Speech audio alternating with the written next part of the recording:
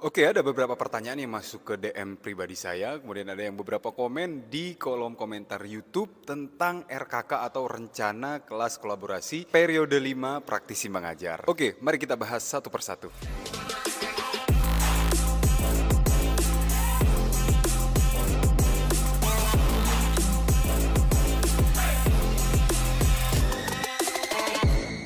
So, welcome back to my YouTube channel, and for you guys who first time visit my channel, don't forget to subscribe. Oke, di sini saya akan membahas beberapa pertanyaan yang masuk di DM dan juga kolom komentar YouTube Jo Chandra TV. Ada beberapa pertanyaan tentang praktisi mengajar yang perlu saya bahas karena ada beberapa pertanyaannya itu yang sama gitu loh guys. Jadi ya, mari kita bahas satu persatu.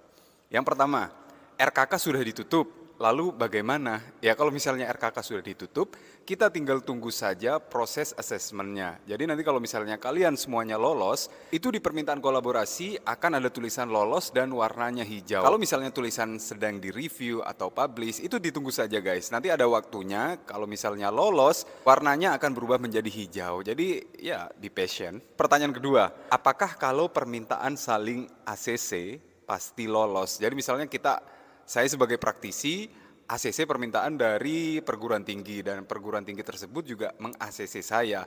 Apakah itu pasti lolos? Belum tentu guys, ada beberapa yang saya alami itu nggak lolos dan ada juga yang lolos. Jadi tergantung kembali ke nasib masing-masing kali ya. Intinya kalau misalnya sama-sama ACC itu belum tentu lolos, tergantung asesornya nanti. Dan untuk tim asesor itu biasanya dari Dikti sendiri yang menugaskan beberapa dosen di seluruh Indonesia. Jadi kita nggak tahu kita yang lolos yang mana gitu kan. Nomor 3, gimana cara edit data? Untuk saat ini saya sendiri udah lulus S2, namun waktu daftar periode 3 dulu saya masih S1 karena belum selesai kuliah S2 saya. Saat ini saya juga sudah S2 dan saya pun belum tahu cara mengedit datanya gimana. Karena di menu tersebut gak ada menu edit ya, jadi kita bingung juga kan. Solusinya mungkin kalian bisa menghubungi customer service dari praktisi mengajar. Itu ada di menu bantuan ya, di platform praktisi mengajar.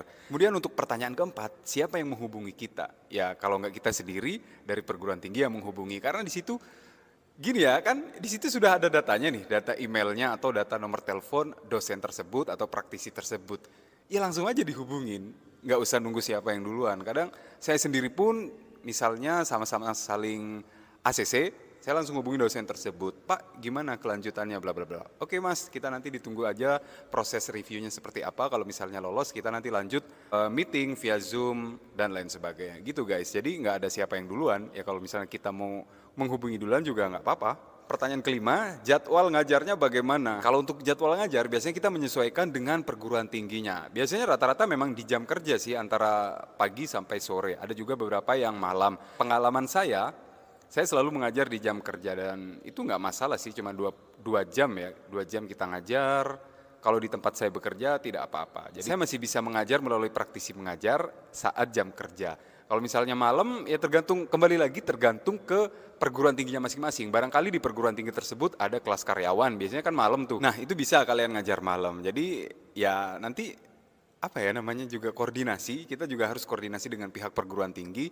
Enaknya jam ngajarnya kapan nih? Oh saya jam segini nggak bisa Pak, nanti dicari solusinya gitu gimana. Kemudian bagaimana kalau beda provinsi?